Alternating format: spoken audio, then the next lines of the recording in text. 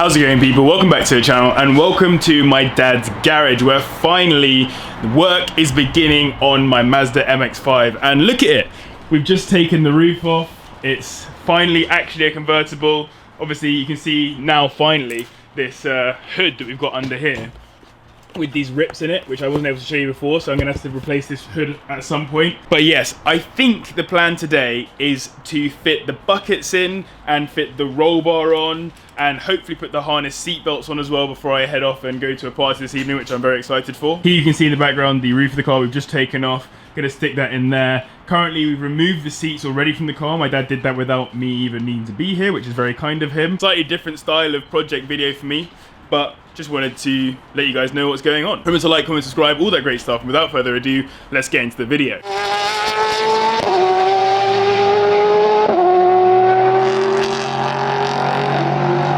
So looking at some of the stuff that I've bought for the car. So we've got these here. These are the JB seat mounts. JB not referring to me, by the way. They're just the seat mounts that I've been given. They're bought from GSM Performance. They cost me, I think, 50 quid for each pair. I think that's around about it. And then on top of those as well, I've got these, the Sparco Sprint Seats, which I'm very happy with, by the way. They look really, really good. Super happy with how these look. I've also got the vinyl ones, so these are the Sparco Sprint Skies rather than the standard ones. I think they're gonna look really nice in the car. And yeah, looking at these seats, I really didn't know whether I was gonna be able to fit into them, but they actually look really small. But when you sit in them, suddenly, they look all right. Like, I feel pretty good in this. Fit quite comfortably. Maybe my shoulders are a bit too wide to fit in properly into these bits, but as an overall, not bad at all. I'm saying that now, I'm gonna end up on a really long journey at some point. My back's gonna be absolutely killing me. I'm gonna be absolutely furious that I bought these. But I like them for now. And by the way, those seats are FIA 2020 approved, which is pretty cool, although I don't plan on doing any races in the MX-5, just taking it to track days and stuff. But a cool thing to have. And if we jump here into the boot, you will find these Motormech, I believe they're 4-point harnesses, so these are obviously going to jump into the car as well. Fun fact about these, they came out of my dad's Renault 5 Maxi Turbo, the Group B rally car that he drives. So they have been used, but not overly used, because obviously that car is used on rally days and show events and that kind of stuff. They haven't really been used and abused like they might well have been in another track car. Just out here, you've got this big ass package, which holds a TR lane roll bar, which is going to be super nice in the car, and obviously it's got a harness bar on it as well. So yeah, very happy with these purchases. And before we get started doing all this stuff, I want to show you something that has made me tremendously happy. So when I bought this car, it said that there was rust on the mounting points or the anchorage points for the seat belts, and now we've come into the car finally, and what we think they've been seeing is this right here, but this rust is not actually rust on the metal. It's just literally rust that's on the carpet. It's discoloring on the carpet, if you know what I mean. So thank you very much for sorting me out there, Father. Under here as well, nothing there. Nothing around any of the anchorage points. We're actually in quite a good position in terms of structural rust on the car. There is, however, some rust under the car in terms of the wishbones, so upper and lower, and we'll be looking at those later on to work out whether or not we need to change any of them or what we can just sandblast or scrape off and then refurbish. But obviously that does make me very happy that I've got a car that is 23 years old at this point, nearly as old as myself, and yet it's not covered in rust as most of these MX-5s seem to be. So the roll bar fits quite deep into the car, which means removing the rear parcel shelf. So what we did is that we pulled back all of the carpet, which is held on by some clips, and then pulled out the parcel shelf, which has a couple of bolts in it that you pull out, as well as obviously removing the seat belts and that kind of stuff, which doesn't help get the parcel shelf off, but we're going to need to take them off regardless to put our seat belt harnesses in. Not only are we removing the rear parcel shelf, we're also removing the plastic bits from the side of the car, which requires a couple of bolts to be removed. So in taking out some of these parts of the car, I think this car might have had a roll bar in it before, which does potentially make life easier. I'm not 100% certain yet, but what you can see here is that normally you'd have to remove these plastic parts of the car. It's got this bit here that kind of gets in the way of where the roll bar goes. That's already been removed from the car. And there's also some metal back here that's supposed to be cut out too, and I believe that has been removed as well. So I think, I'm not 100% certain yet, but I think this has been done before, and you can see these holes in the car here too, where I do believe someone has at some point mounted something. So yes, that slightly changes the course of this, and I'm just gonna have a look at how this bar fits into the car. One of the bad things about this having been done before is the fact that someone has completely obliterated this bolt I don't know if you can see that yet. Let's let it focus. That bolt is just ruined. So yeah, I'm gonna have to sort that out. So next up, we tested where the roll bar was actually going to fit into the car, and to do that you have to make sure that you don't screw up any of the wires that are in there. There's a whole bunch of wires in the wiring loom in there. You do not want to break any of those, so make sure you're super careful. This is a lot easier with 2 people, so having my dad there was absolutely perfect for the situation. Following this, remove the plastic side bits as well as the actual entire bit of the seatbelt, so you actually go inside where the seatbelt sits and take out the whole chunk of it, but I'll explain that in a second. Right, let me show you a bit of progress. What's happened so far is we've removed the seatbelts from in here. It's one big nut here and then a little nut up here as well. Obviously taking out that rear bit as mentioned, taking off the plastic trim around here, which has required a couple of bolts to come out of the kick plate. Other than that, yeah, so these are going to need some kind of re-drilling in order to put some bolts in there to hold the TR lane roll bar down. But it's actually, I would say, so far, not horrendously unhelpful having done this before to the car. So as you can see here, there's a bit of space between the top of the roll bar and where the bolt needs to go into, which I also need to not move out of the way by accident. This, we're going to build a space to go in the middle here. We'll still should still be able to get the plastic in underneath this as well. So it'll be plastic, spacer, and then this. So this is where having a father who's a car mechanic comes in really, really useful. He went on to make these washers to go in between the roll bar and where the seat belts mount onto, which was cut from this thick metal pipe before being put into the lathe to get the outside to look nice and clean, and then we went on to primer it so that it could be painted black to fit in with the rest of the car. It was really cool to watch my dad's workmanship on this. He makes it look so easy and I'm just sitting there watching like, what is this man's brain? We then went on to use Tipp-Ex to mark out exactly where the holes were and how wide they were on the roll bar. This meant we could see exactly how much overlap there was between the holes drilled by the previous owner and the holes that were going to be drilled by us. And then finally we removed the roll bar again so that we could get in and drill. So you can see where the previous owner's cage was, all these holes here, and then you can see with the Tipp-Ex where our holes are going to be. So annoyingly this one kind of overlaps there and that one's quite close to that one, but on that side we've got a little bit as well.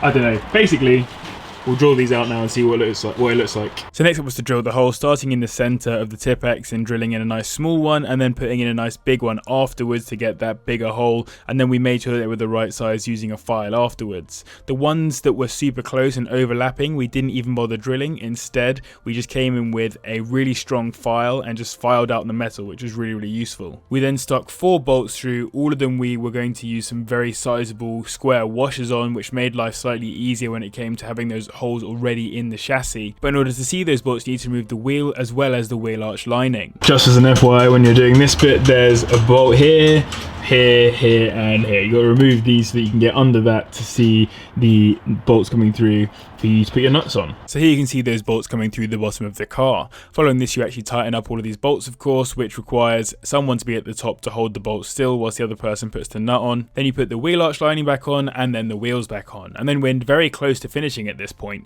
All that's required is putting the washers in, bolting them down into the car, putting all the trim back into the car as well, not forgetting all of the carpets, and then basically you're done.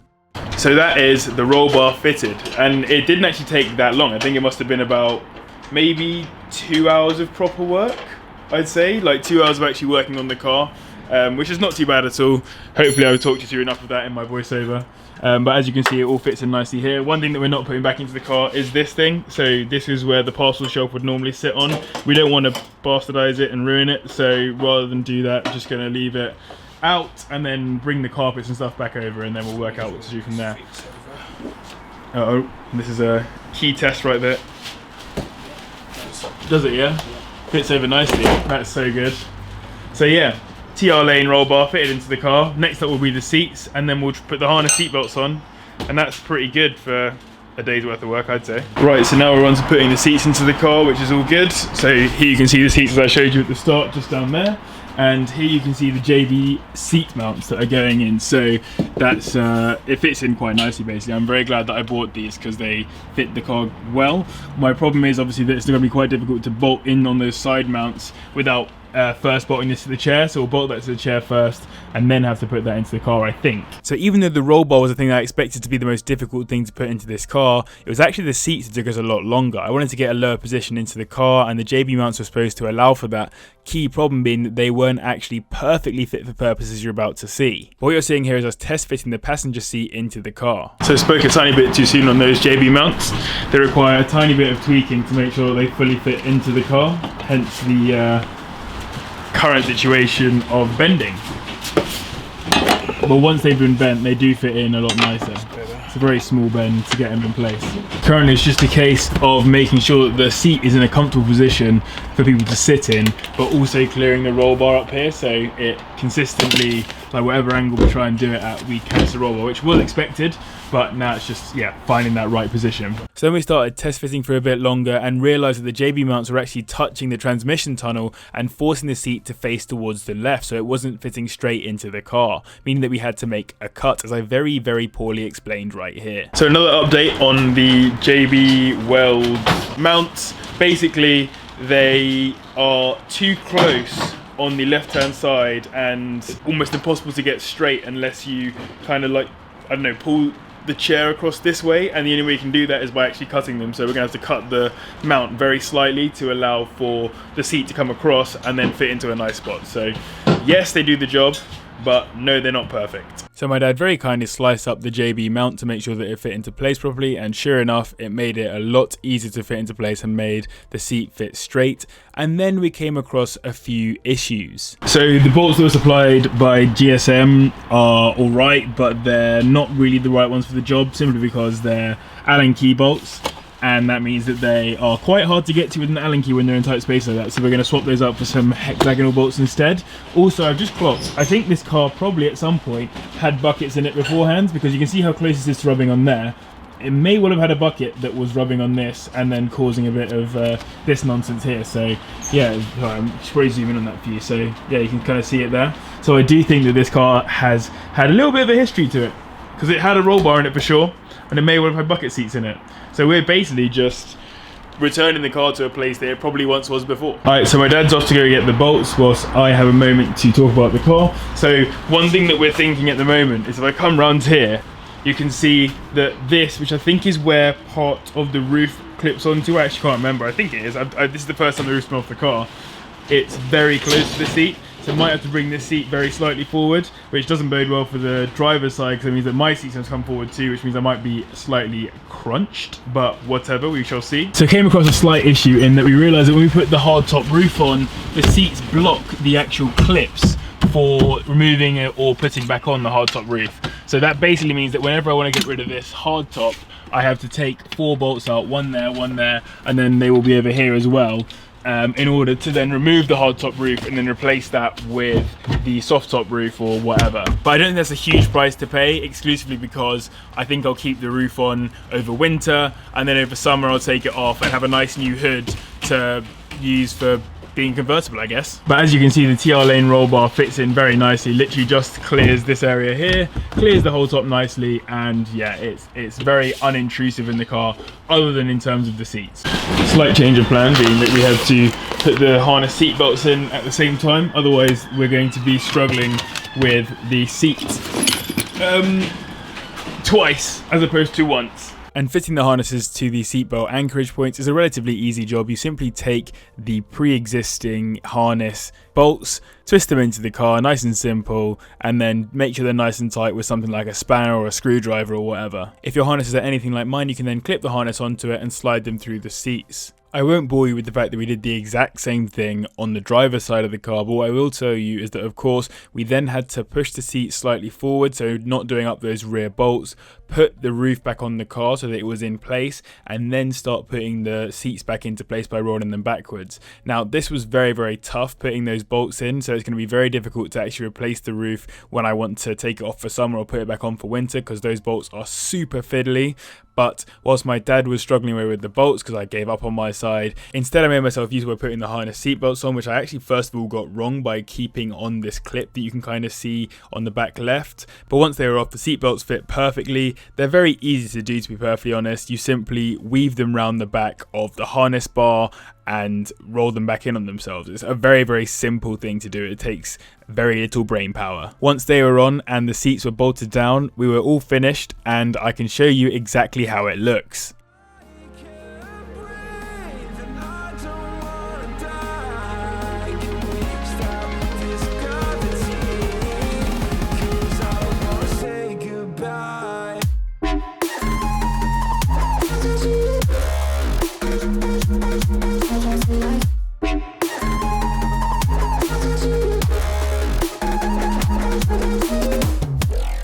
So it might look really dark right now, but today we have put the TR lane roll bar in, put in 2 Sparco Sprint Sky seats, as I mentioned, and put these harness seat belts on as well. So obviously a massive thank you to that guy out there for doing 99% of the work and then letting me help where I can. Also, massive thank you to you guys as well for watching and for supporting the channel, because otherwise I won't be able to do fun stuff like this. I'm obviously very excited for the next stage of this, so putting on the stuff underneath the car. Really good to have the stuff inside all sorted out, and I'm a big fan of it, and I can't wait to get out and drive it.